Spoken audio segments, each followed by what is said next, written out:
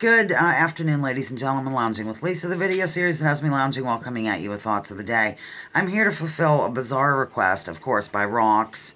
He won the bonus question and wanted me to go over some things about Knott's Berry Farm, where he just visited not long ago, actually. So I'm here to do that right now, and I even have some visual aids for you, ladies and gentlemen. Okay. Knott's Berry Farm is a weird destination, according to this article from LA Weekly in 2017. Just a quirky destination, I guess. In addition, the park opened in 1920 and is famous for being one of the first theme parks of its kind on the West Coast. And let me just prove that with this visual aid. See, there you go. By the way, Aunt Liz is here. I'm going to get her to say hello, but she probably won't be on film because she's camera shy, but at least we can hear. There you go. Theme park. Ooh, okay.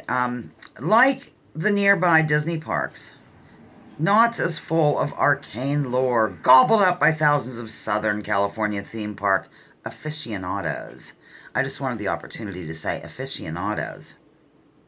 The park celebrated the 75th anniversary of the famous ghost town area in 2016, and this summer, which would be 2017, that's where I got the article, this summer what happens? It holds Ghost Town Alive, which is kind of like a Westworld, except that you can't shoot the actors. What a bummer. Okay, this all goes back to the berries, evidently, ladies and gentlemen, and fried chicken. Didn't know a thing about this, by the way, and this article always says, you're probably familiar with the fact. No, I wasn't, but okay. You are probably familiar with the fact that Knott started off selling berries. It also specifically popularized the boysenberry. Since berries were something of a luxury, the business felt the pinch during the Depression and pivoted to selling fried chicken. What a pivot, I'm sure. Okay, sorry. Okay. The attractions were added later to occupy the guests waiting for chicken and presumably boysenberry pie. Now, ironically, the crowds take food breaks while waiting in line for the attractions. It's still perhaps the only place to get a boysenberry latte. I'll just show you the ghost town here, ladies and gentlemen. Here's the ghost town portion of Knott's Berry Farm, as requested by Rox. Okay. Okay, these are just supposedly not well-known facts about the farm. So that's why I'm doing this. The Peanuts Playhouse is supposedly haunted. In 1983, Charles Schultz's beloved Peanuts IP was merged into the farm and the gang was given its own land, mostly geared toward younger children, and Rox, of course. The Peanuts Playhouse, where several live shows happen daily, is rumored to have all sorts of bizarre, albeit mild, paranormal incidents reported by staff, like lights turning on and off, weird sounds, and other classic ghosty stuff. The park has pushed the boundaries of the roller coaster industry. Knott's is more than just an immersive environment. Wow. This place also has gut-flipping coasters for the adrenaline junkie set, and has been trying to stay at the forefront of the industry for going on 50 years. Corkscrew, for example, was the first roller coaster in the world to do a full inversion, i.e. go upside down, and it does it twice. I rode the Corkscrew in Cedar Point years ago with Kim Abbott. Her family used to go every year, and I would go with them, and it was brand new, and evidently they got it from Knott's Berry Farm. Who knew?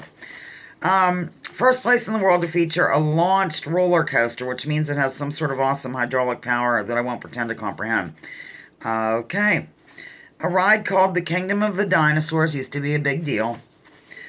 And another interesting fact, ladies and gentlemen, if you're not interested, just pretend. Knott's was home to two popular dance clubs for teens in the 80s and early 90s. Studio K and Cloud 9 were among the first all-age dance clubs anywhere in America, though they closed in 91. We hear celebrities, DJs like Richard Blade, bumped plenty of electro, boogie, pop, and freestyle, and they're still remembered fondly today. In the spring of 2011, 20 years after the clubs closed, Knott's hosted a Cloud 9 Studio K reunion party. But but put the kibosh on future get-togethers. This is according to OC Weekly.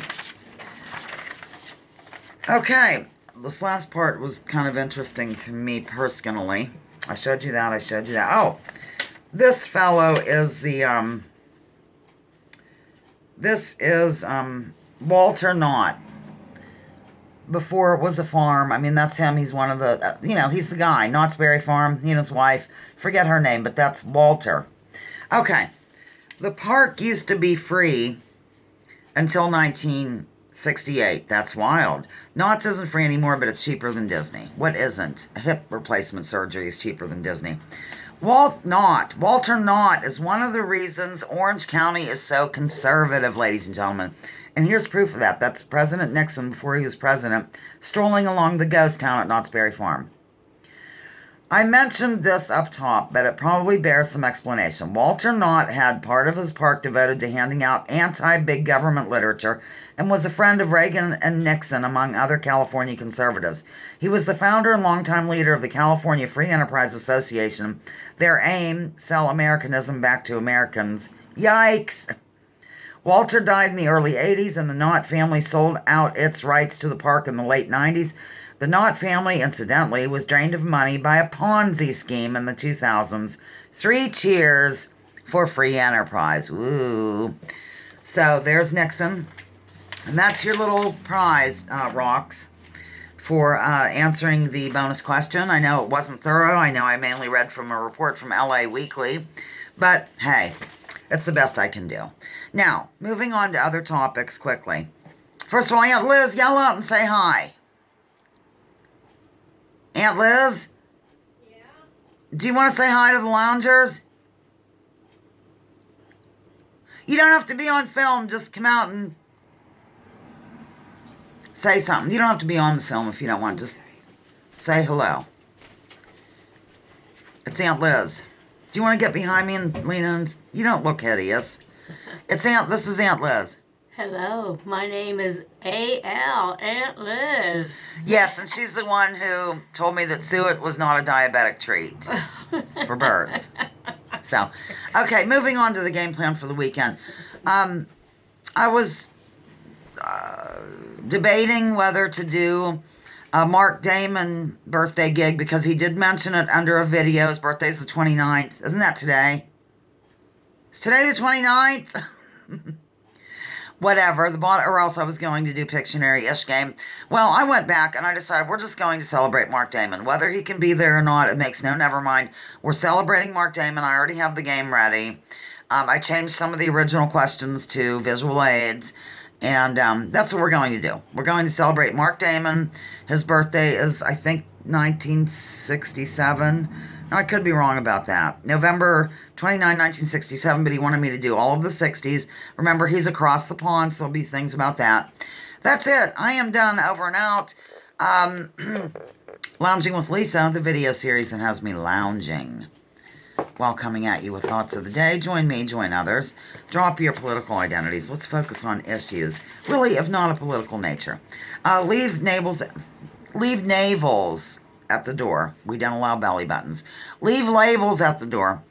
Research before you judge. Remember, war is a racket. Don't take my word for it. Check out General Smedley Butler and what he had to say. Thank you so much. I'll see you Sunday at 12:30 Eastern here in the belly of the beast. You can figure that out. Same time zone as New York City. And I'll hold up Walt Knott one more time as I gently yet effectively hit the stop. Bye-bye.